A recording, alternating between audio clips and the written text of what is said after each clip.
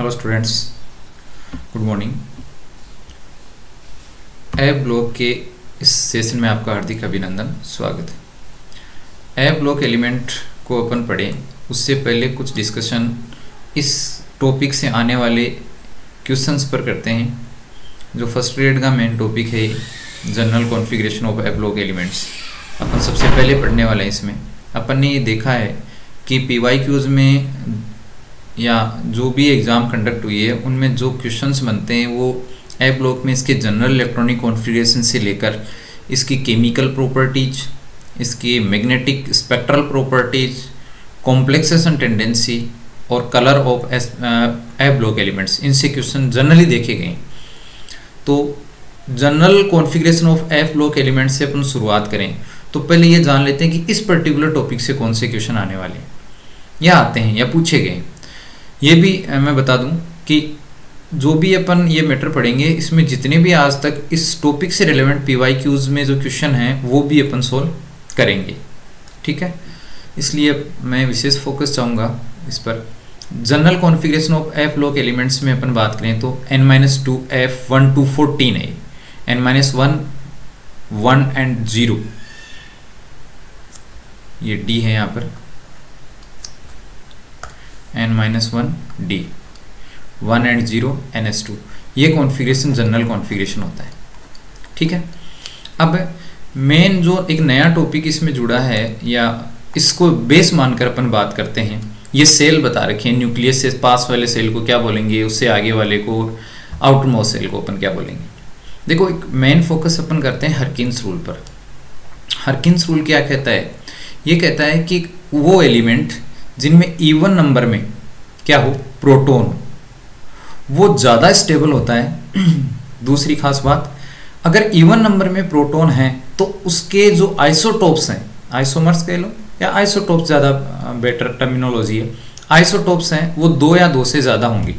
जैसे मैं बात करूं, यहाँ पर हाइड्रोजन के 3 आइसोटोप दे रखे हैं। अब मुझे बताओ, यहाँ पर मैं हाइड्रोजन की बात करूंगा तो नंबर ऑफ प्रोटॉन मेरे पास में कितने रहेंगे? नंबर ऑफ प्रोटॉन मेरे पास में 1 रहेंगे, और 1 कोई इवन नंबर नहीं है, कैसा है? ऑड नंबर है। अगर इवन नंबर नहीं है, ये ऑड नंबर है, तो इसके आइसोटोप 3 नहीं हो सकते। इसके आइसोटोप कितने होंगे? 2 ही होंगे। यहाँ पर क्या लिखा है? उन्हीं के आइसोटोप 2 या 2 से ज़्यादा होंगे जिनका नंबर ऑफ प्रोटॉन जिनमें कितना हो, इवन हो। यहाँ ऑड है तो 2 ही आइसोटोप है। अब आप कहोगे सर 3 है ना, ये तो ये स्टेबल नहीं है ना। ये जो ट्राइटियम है 3T1, ये तो रेडियो एक्टिव है, तो इसका मतलब इसके सिर्फ 2 ही स्टेबल है। कौन कौन से हैं? एक तो आपके पास 1H1 जिसको प्रोटियम अपन कहते हैं, और दूसरा 1D2 जिसको अपन ड्यूटेरियम कहते हैं। हेवी वाटर भी अपन इसको बोलते हैं, ठीक है। अब बात इनकी आई है आइसोटोप्स की, तो नेक्स्ट जो स्लाइड में मैं बताना चाहूँगा कि जो मोस्ट स्टेबल है, सबसे ज़्यादा पीरियोडिक टेबल में सबसे ज़्यादा आइसोटोप जिसके हैं वो टिन के हैं।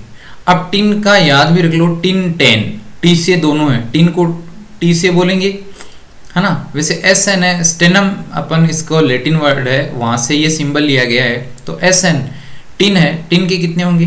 10 होंगे, ठीक है। अब रीजन भी है इसका। रीजन क्या है? टिन का एटॉमिक नंबर कितना होता है? 50 होता है। तो इसके सबसे ज़्यादा स्टेबल और नॉन ज़्यादा कैसे हैं? याद करो, मैं यहाँ एलिमेंट की बात कर रहा हूँ, न्यूक्लियाइड की बात नहीं कर रहा हूँ।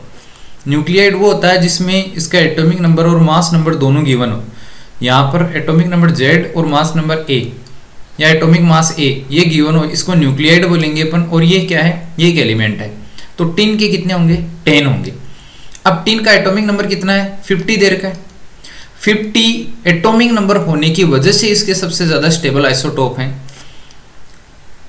क्यों है? क्योंकि 50 मैजिक नंबर में आता है। न्यूक्लियर केमिस्ट्री में अपन पढ़ते हैं कि मैजिक नंबर क्या होता है कि वे न्यूक्लियाइड जिनमें न्यूट्रॉन या प्रोटॉन या न्यूट्रॉन प्लस प्रोटॉन, इनकी नंबर जो ये दे रखे इनमें से कोई भी हो तो वो न्यूक्लियाइड ज़्यादा स्टेबल होता है, ठीक है। तो इस एलिमेंट में अपन क्या देखेंगे? इस एलिमेंट में अपन देखेंगे कि मैजिक नंबर कितने हो सकते हैं? 2, 8। पहले मैजिक नंबर को देखो कितने हो सकते हैं? 2, 8, 20, 28, 82, 50, 126।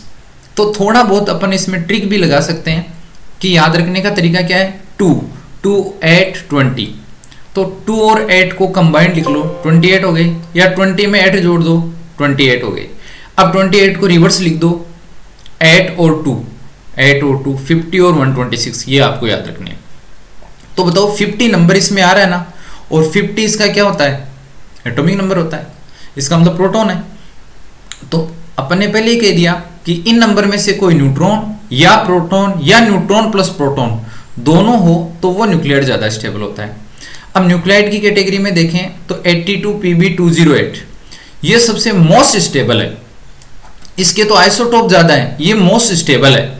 अपन ने रेडियो एक्टिव डिसइंटीग्रेशन सीरीज में भी अपन ने देखा है, जैसे अपन ने 4n 4n+1 4n+2 4n+3 series पढ़ी है, तो अपन ने देखा है कई एक दो सीरीज में स्टेबल लास्ट जो न्यूक्लियाइड बनता है डॉटर न्यूक्लियाई की फॉर्म में, वो 82Pb208 बनता है, क्योंकि ये ज्यादा स्टेबल होता है। अब इसका रीजन क्या है, रीजन ये है, बताओ एटॉमिक नंबर कितना है इसका 82, तो प्रोटॉन कितने हैं 82, ठीक है, और 82 क्या मैजिक नंबर में आ रहा है, यस आ रहा है। दूसरा, आप 208 से 82 माइनस करोगे तो न्यूट्रॉन के नंबर आ जाएंगे 126, कितना आ जाएगा भाई, अपन ये कहते हैं कि मास नंबर कितना क्या होता है, मास नंबर होता है न्यूट्रॉन प्लस प्रोटॉन का नंबर, और न्यूट्रॉन प्लस प्रोटॉन का नंबर यहाँ पर कितना है 208, ठीक है। अब अपन ये भी जानते हैं कि न्यूट्रॉन, भाई यहाँ पर मास नंबर 208 है, न्यूट्रॉन की नंबर पता नहीं है, प्रोटॉन वही होता है जिसका जो जितना एटॉमिक नंबर होता है, तो 82 है, तो यहां से न्यूट्रॉन अपन निकालेंगे तो आ जाएगा 208 माइनस 82, यही है ना। तो इसका अपन क्या कह सकते हैं 126 बचेगा यहाँ पर, और 126 अगर बच रहा है दैट मीन्स 126 क्या है न्यूट्रॉन है, तो अपन ने क्या कहा 126 भी आ रहा है, इसका मतलब इसके प्रोटॉन और न्यूट्रॉन दोनों ही मैजिक नंबर से हैं, दोनों ही मैजिक नंबर सीरीज से, इट मींस ये बहुत ज्यादा स्टेबल है, ठीक है। अब लेंथेनाइट्स को अपन रेयर अर्थ एलिमेंट्स भी बोलते हैं, इनर ट्रांजिशन एलिमेंट्स भी बोलते हैं। इनर ट्रांजिशन एलिमेंट्स बोलने के पीछे लॉजिक ये है, क्यों बोलते हैं, इस वजह से बोलते हैं इनर ट्रांजिशन एलिमेंट्स, क्योंकि ये ट्रांजिशन एलिमेंट्स के बीच में होते हैं, इस वजह से इसको अपन क्या बोलते हैं इनर ट्रांजिशन एलिमेंट्स। अब देखो जनरल इलेक्ट्रॉनिक कॉन्फ़िगरेशन को अपन थोड़ा सा बताएंगे, थोड़ा समझेंगे अपन इसको क्या है electronic configuration. General electronic configuration ये रहा, दे रखा है इसका, जिसको अपन ने अभी देखा था, वो ये है 4f 1 to 14 5s2 5p6 को लिखने की जरूरत नहीं है, 5d 0 to 10 0 to 1 और 6s2, ये इसका जनरल इलेक्ट्रॉनिक कॉन्फ़िगरेशन है जिसको अपने स्टार्टिंग में देखा था। अब देखो लेंथेनम को इसने ले नहीं रखा है, उसमें 4f0 आता है, 4f0 आता है। लेंथेनम के बाद में सीरियम है, गैडोलिनियम है, टर्बियम है, इट्रेबियम है, जिसको थोड़ा सा ज्यादा हाईलाइट कर रखा है, थोड़ा डार्क कर रखा है। ये क्यों है, क्योंकि ये एलिमेंट ए ब्लॉक में इंपॉर्टेंट भी है, किसी की हाफ फील्ड कॉन्फ़िगरेशन की वजह से स्टेबिलिटी की बात कह लो, कोई ऑक्सीडाइजिंग नेचर की बात कह लो, इन सब की वजह से स्टेबल है, जो अपन पढ़ेंगे। अभी देखो अपने को क्या याद रखना है, पहले देखो 4f1 5d1 6s2, इस +3 वाले को पहले भूलो, पहले इस पर डिस्कस करेंगे।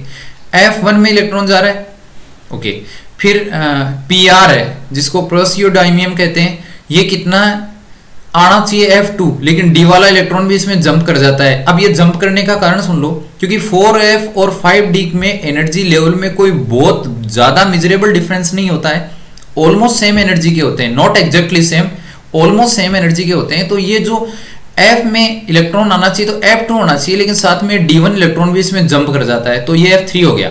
अब देखो 3 आ रहा है, नेक्स्ट चलते जाओ, 4 आ रहा है, एटॉमिक नंबर जैसे जैसे बढ़ रहा है इलेक्ट्रॉन f में बढ़ रहे हैं, ठीक है। अब 7 आ गया, 7 के बाद 7 तक कंटिन्यू करना है। 7 के बाद में क्योंकि f में मैक्सिमम 14 इलेक्ट्रॉन आ सकते हैं और 7 कॉन्फ़िगरेशन आ जाता है, दैट मीन्स वो हाफ फील्ड हो जाता है। तो नेक्स्ट जो गैडोलिनियम की बात करेंगे अपन, उसमें आना तो चाहिए 4f8, लेकिन एक इलेक्ट्रॉन d में जंप कर जाता है, क्योंकि अपन ने बताया एनर्जी लेवल में डिफरेंस कम होता है, तो इसका भी मेंटेन रह जाता है 4f7, ठीक है। तो एक तो ये है कि इसमें हाफ फील्ड की वजह से ये क्या बना है, स्टेबल। तो इसका मतलब ये जनरल जो ट्रेडिशनल इलेक्ट्रॉनिक कॉन्फ़िगरेशन का ट्रेंड है उसमें चेंज आया है।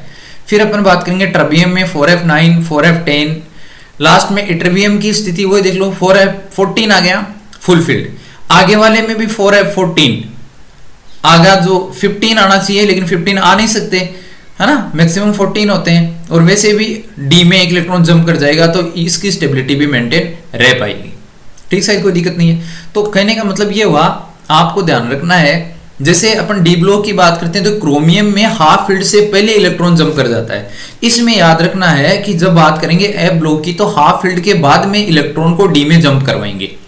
ठीक है, तो गैडोलिनियम और ल्यूटेशियम इटरबियम का ट्रेंड तो नॉर्मल है, ल्यूटेशियम इनका ध्यान में रखना है अपने को। +3 ऑक्सीडेशन स्टेट में अपने पास में F1 से लेकर सेम पूरा ट्रेंड ऐसा का ऐसा आ जाता है।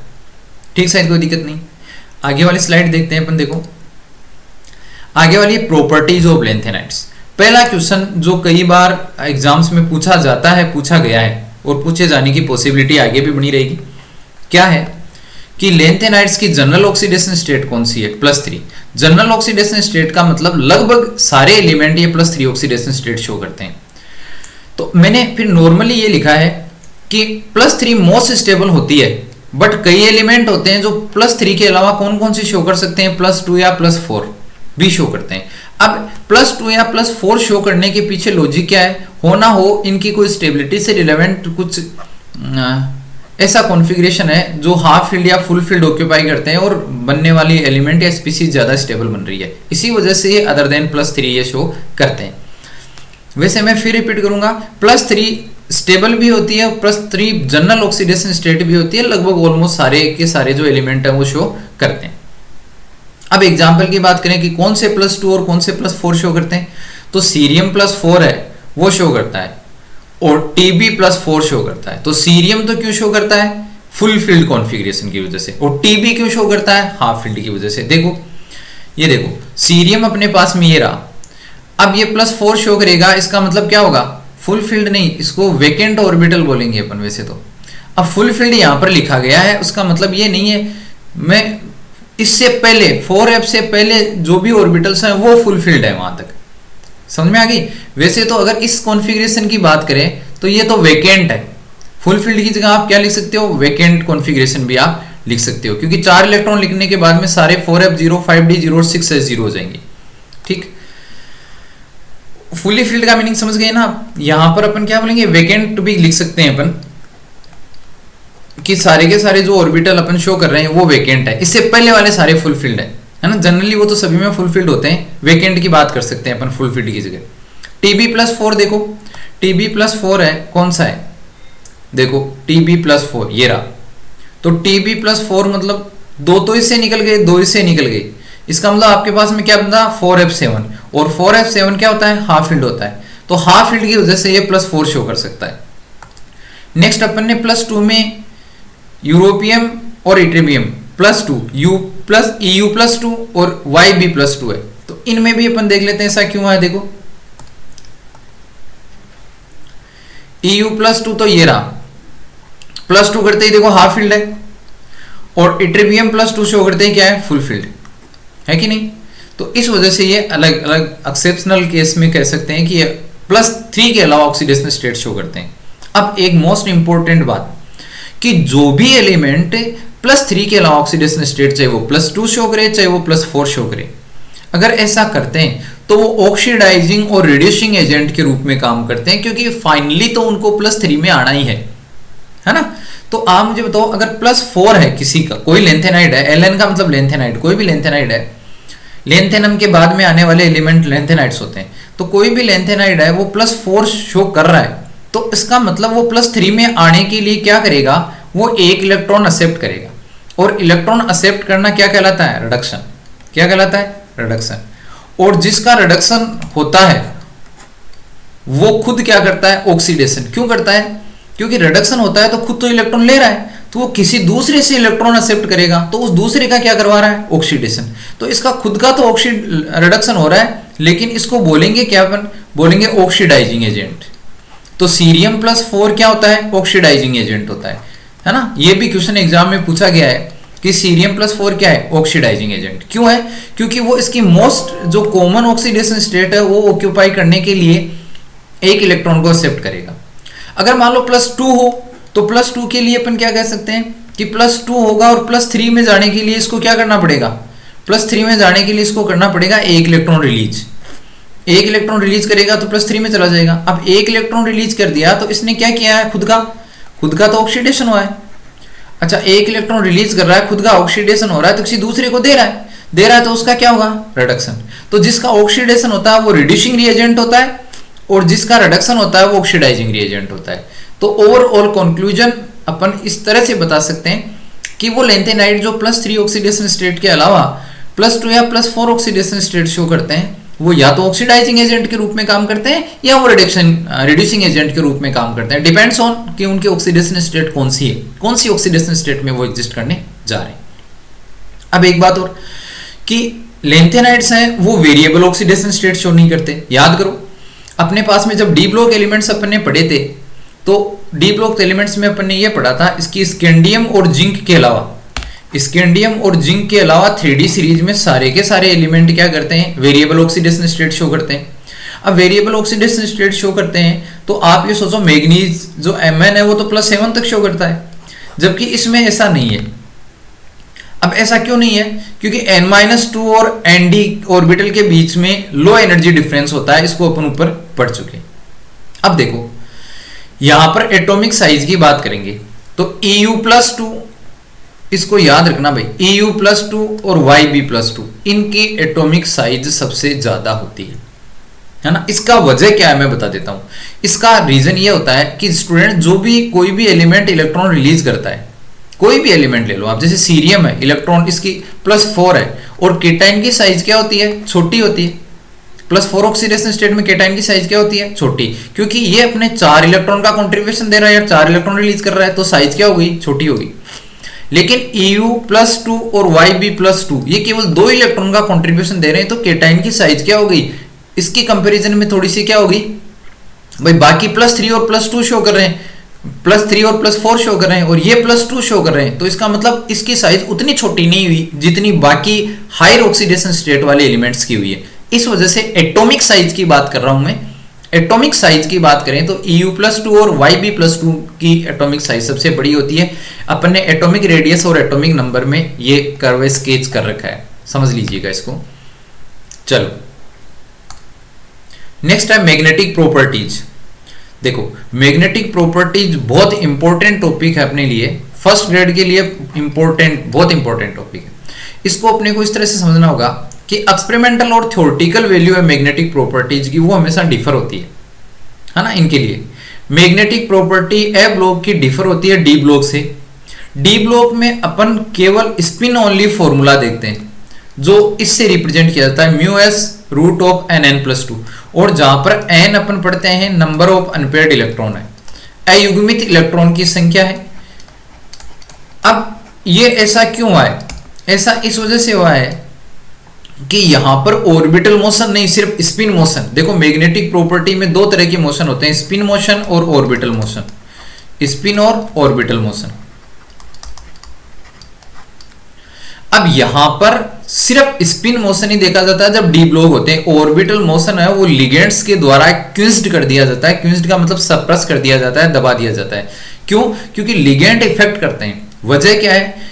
ए ब्लॉक एलिमेंट्स में लिगेंड का रोल नहीं होता है। क्यों नहीं होता है? क्योंकि ए ब्लॉक की शील्डिंग टेंडेंसी सबसे कम होती है, इसलिए CFSE लिगेंड इनका कोई बहुत ज्यादा रोल नहीं होता है। तभी आपने देखा ए ब्लॉक एलिमेंट लिगेंड के रोल की वजह से ऐसा है कि रोल नहीं हो रहा है, तभी ए ब्लॉक में जो F ऑर्बिटल है उसकी अपन ने स्प्लिटिंग देखी है क्या? नहीं होती है। डी ब्लॉक की स्प्लिटिंग होती है T2G और EG में, क्योंकि लिगेंड से इफेक्ट होते हैं वो, है ना।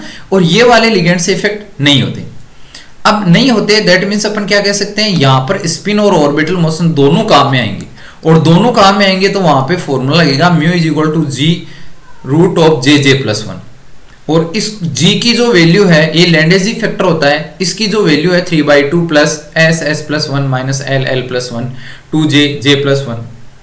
इसको मान लो अपन ने इक्वेशन फर्स्ट दे दी। अब देखो मेरे पास मान लो सीरियम है, मैं केस सीरियम का ले रहा हूं स्टूडेंट्स, मेरे पास में सीरियम का केस है और इस सीरियम के केस में सीरियम +3 है, +3 है इसका मतलब इसके पास में एफ में 1 इलेक्ट्रॉन रहेगा। ओके, अब एफ में 1 इलेक्ट्रॉन रहेगा तो अपने फॉर्मूला क्या आया, एस आया हुआ है भाई। अपने को जी वाले फॉर्मूले में पहले एस चाहिए, तो एस क्या होता है, स्मॉल n/2 होता है, और स्मॉल n क्या होता है, नंबर ऑफ अनपेयर्ड इलेक्ट्रॉन। तो नंबर ऑफ अनपेयर्ड इलेक्ट्रॉन तो एक ही है, तो 1/2 हो गया क्या इसकी वैल्यू। तो देखो जहां जहां s आया 1/2 हो गई, ठीक है। अब आगे देखो इसमें क्या है, l। अब l क्या होता है स्टूडेंट्स, l होता है, l की वैल्यू देखो ये होती है एजीमुथल क्वांटम नंबर 0 1 2 3। तो f है s p d f, f orbital में इलेक्ट्रॉन है, तो f ऑर्बिटल में l की वैल्यू कितनी हो जाएगी, 3 आ रही है, 3 हो जाएगी। तो यहां पर l की वैल्यू 3 हो गई। j की वैल्यू क्या होती है, j होता है l प्लस s या l माइनस s, यही होता है। अब देखो यहां पर j की वैल्यू अपन ने क्या ली है, l प्लस s भी हो सकती है और क्या हो सकती है, l माइनस s भी हो सकती है। तो यहां पर l की वैल्यू अपने पास में कितनी है, ये 3 प्लस s की वैल्यू कितनी है, ये हाफ। तो 3 और हाफ कितना हो गया, 5/2, यही हुआ है, नहीं l माइनस एस कहां मिलेंगे, क्योंकि हाफ फील्ड से कम है ना, हाफ फील्ड से कम है भाई। यहां पर अगर मान लो 7 इलेक्ट्रॉन होते तो हाफ फील्ड होता, और 8 होते तो हाफ फील्ड से ज्यादा होता। 7 से कम है तो l माइनस एस यूज करे जाएंगे, और 7 से ज्यादा, 7 या 7 से ज्यादा है तो l प्लस एस। तो l की वैल्यू अपने पास में क्या है, l की वैल्यू अपने पास में 3 है, और s की वैल्यू क्या है, हाफ। तो कितना हो गया, 2.5, और 2.5 को 5/2 कहते हैं। तो j की वैल्यू अपने 5/2, इसको सोल्व करेंगे तो अपने पास में क्या आ जाएगा, 6/7 आ जाएगा। इसको सोल्व किया आपने जी की वैल्यू। अब जो पहले पीछे जो फॉर्मूला है उसमें जी की वैल्यू कितनी आई है अपने पास, सीरियम प्लस, अब ध्यान रखो किसके लिए आई है, सीरियम +3 के लिए आई है। एक का करके बता देते हैं, बाकी कोई दिक्कत नहीं है इसमें।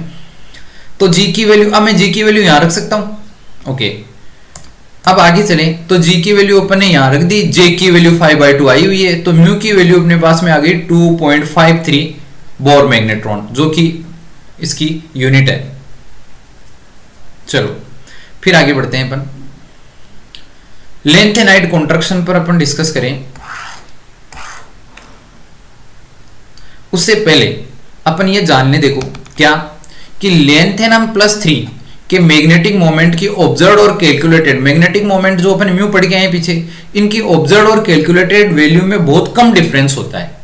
अब डिफरेंस बहुत कम होता है, लेकिन EU+3 और SM+3 इनकी ऑब्जर्व्ड एंड कैलकुलेटेड वैल्यू में बहुत डिफरेंस होता है, ये ध्यान रखना। ऑब्जर्व्ड का मतलब तो होता है प्रैक्टिकली वैल्यू, एक्सपेरिमेंटल वैल्यू, और कैलकुलेटेड का मतलब होता है थ्योरेटिकल वैल्यू।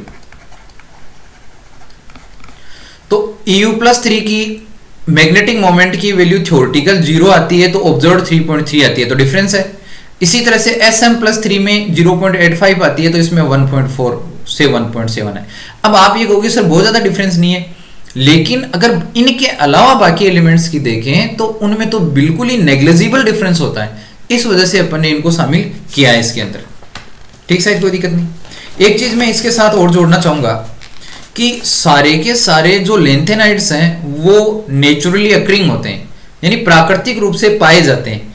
केवल जो पीएम है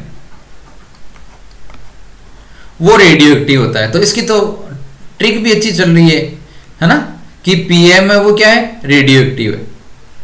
और वैसे भी आप ट्रिक याद रख सकते हो कि रेडियो एक्टिव है, पीएम बनते ही, जैसे पीएम बनता है तो 5 साल के लिए बनता है एक बार, तो जैसे बनता है तो सेकंड डे उसका एक दिन कम हो जाता है ना। तो रेडियो एक्टिविटी इसकी भी इसी तरह से अपन कंसिडर कर सकते हैं कि बनते ही इसका विघटन या डीके स्टार्ट हो जाता है, ठीक। अब बात करते हैं लेंथेनाइड कॉन्ट्रैक्शन। लेकिन लेंथेनाइड कॉन्ट्रैक्शन को अपन पढ़ें उससे पहले एक चीज और मैं पढ़ूं कि सबसे ज्यादा जो म्यू है, आपसे क्वेश्चन पूछा जा सकता है 4 ऑप्शन देकर कि सबसे ज्यादा मैग्नेटिक मोमेंट की वैल्यू किस एलिमेंट की होती है। तो बच्चों याद रखना dy+3 और HO+3 ओल्मियम, इनकी सबसे ज्यादा म्यू वैल्यू होती है और वो लगभग 10.60 के आसपास होती है। तो सबसे ज्यादा ये और सबसे ज्यादा डिफरेंस इसमें याद रखना EUSM, और सबसे ज्यादा इसमें दिया होता है DYHO यानी दिया होता है। ठीक है, अब लेंथेनाइड कॉन्ट्रैक्शन। लेंथेनाइड कॉन्ट्रैक्शन का मीनिंग इतना सा है कि वैसे तो ट्रेंड देखें तो होता क्या है, लेफ्ट टू राइट जाने पर साइज क्या होती है, डिक्रीज होती है ना। लेंथेनाइड में साइज बहुत ज्यादा डिक्रीज होती है। इसका रीजन क्या है कि इसमें जो SPDF की शील्डिंग इफेक्ट का ऑर्डर ये होता है। तो F में जो इलेक्ट्रॉन भरे जाएंगे वो बाकी जो बाहर वाले हैं इनको रिपेल नहीं करेंगे। तो F में इलेक्ट्रॉन भरेंगे और इसके बाहर के ऑर्बिटल को ये रिपेल नहीं करेंगे क्योंकि शील्डिंग इफेक्ट कम होता है। तो रिपेल नहीं करेंगे तो जेड इफेक्ट बढ़ जाएगा, और जेड इफेक्ट बढ़ जाएगा इसका मतलब इनका कॉन्ट्रैक्शन हो जाएगा। अब ये मुद्दा नहीं है कॉन्ट्रैक्शन हो रहा है, मुद्दा ये है कि कॉन्ट्रैक्शन से अपने रीजनिंग में क्या फर्क पड़ रहा है, अपने क्वेश्चन में क्या फर्क पड़ रहा है। क्वेश्चन में फर्क ये पड़ रहा है स्टूडेंट्स, इनके मेल्टिंग बॉइलिंग पॉइंट ज्यादा हो जाएंगे क्योंकि आपको पता है ऑर्बिटल पास आएंगे तो फोर्स ऑफ अट्रैक्शन ज्यादा होगा, और जब इनको गर्म करेंगे तो फोर्स ऑफ अट्रैक्शन को ब्रेक करना होता है, क्रैक करना होता है। तो आप मुझे बताएं, जब ज्यादा स्ट्रॉन्ग जेड इफेक्ट है, ज्यादा फोर्स ऑफ अट्रैक्शन है, तो इसको तोड़ने के लिए ज्यादा मेल्टिंग बॉइलिंग पॉइंट चाहिए। दूसरी, इन सब में ये ट्रेंड हो जाता है तो केमिकल प्रॉपर्टी सेम हो जाती है इनकी, और केमिकल प्रॉपर्टी सेम हो जाती है, यही कारण है कि इनका सेपरेशन या आइसोलेशन पॉसिबल नहीं है। पॉसिबल है लेकिन बहुत एक्स्ट्रा कंडीशन अपने को प्रोवाइड करनी पड़ती है, एक्स्ट्रा टेक्निक अपने को यूज करनी पड़ती है। ठीक है, अब इसका इफेक्ट किस पे आता है, जर्कोनियम और हैफनियम पे भी आता है जो सेम साइज के हो जाते हैं। बेसिसिटी डिक्रीज होती है लेफ्ट से राइट जाने पर। बेसिसिटी मान लो हाइड्रोक्साइड है इसके से लेकर ल्यूटेशियम तक ये डिक्रीज होती है ना।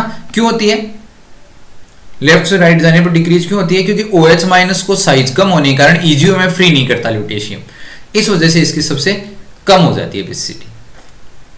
ठीक है, ओके स्टूडेंट्स, आज के सेशन में अपन यहीं तक डिस्कस करेंगे। आगे अपन इसकी कुछ प्रॉपर्टी जो स्पेक्ट्रल प्रॉपर्टीज हैं, कॉम्प्लेक्सेशन टेंडेंसी और कलर, इन तीन को और साथ में PYQs को अपन लेंगे। ठीक है, ओके, आप लोग देखिए और जो भी क्वेरीज हैं आप पूछिए, और लाइक और सब्सक्रिप्शन भी आप चैनल को कीजिए। Thank you.